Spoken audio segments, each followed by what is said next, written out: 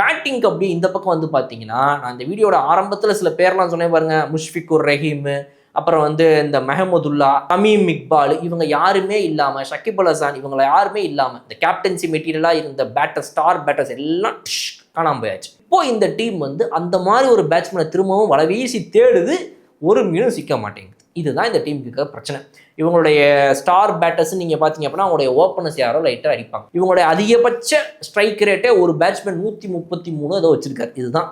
மற்றபடி எல்லாம் 110, 120, 110, 120 இந்த ஸ்ட்ரைக் ரேட்டை வச்சு இந்த காலகட்டத்துக்கு என்ன விளாட முடியும் T20 இன்டர்நேஷனல்? அதுதான் இவங்களுடைய பிரச்சனை இந்த ஏஷியா கப் 2025 பொறுத்த வரைக்கும். ஏன்னா 2022 T20 வேர்ல்டு கப்புக்கும் 2024 T20 வேர்ல்டு கப்புக்கும் நடுவுலையே இந்த T20 internationals and domestic T20 மேட்சஸும் ஒரு பெரிய ரெவல்யூஷனை பார்த்துருச்சு.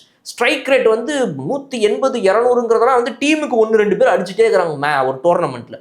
அப்படி இருக்கும்போது இந்த பங்களாதேஷ் அணி இந்த மாதிரி ஒரு செனாரியோவில் இந்தியா போன்ற அணிகளை வந்துட்டு பெரிய லெவலில் அடித்து வர முடியுமான்னா ஒரு பெரிய கேள்வி. So high strike rate batsman அவங்க டீமில் இல்லை. அது ஓப்பனர்ஸ் ஆகட்டும், மிடில் ஓவர்ஸில் இருக்கிறவங்களா இருக்கட்டும், இல்லை வந்து அவங்களுடைய அந்த நம்பர் 5, நம்பர் 6, நம்பர் 7ல் இருக்கக்கூடிய அந்த ஒரு பவர் ஹிட்டிங் கெப்பாசிட்டியில் இருக்கக்கூடிய அந்த ஸ்லாட்ஸ்லையுமே யாருமே கிடையாது. இதுதான் மற்ற டீம்ஸை விட கம்பேர் பண்ணும்போது மிகப்பெரிய வீக்னஸ்ன்னு சொல்லலாம். அதுவும் T20 ஏரால நீங்கள் பவுலிங் என்னதான் சூப்பராக பண்ணாலும் இது போன்ற பேட்டர்ஸ் உங்ககிட்ட இல்லை அப்படின்னா சீக்கிரமாக சுருண்டுருவீங்க.